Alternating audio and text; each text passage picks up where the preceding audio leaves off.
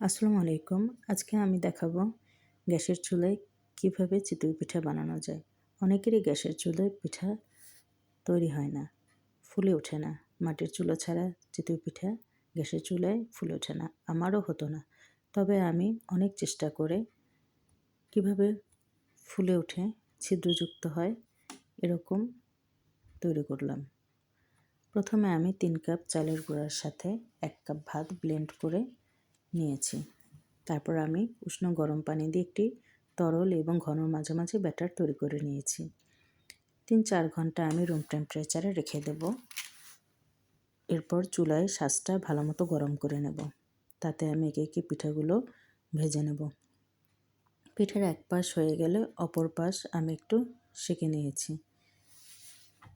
তারপর দেখুন পিঠেগুলো কতটা ফুলে উঠেছে এবং ছিদ্রযুক্ত হয়েছে।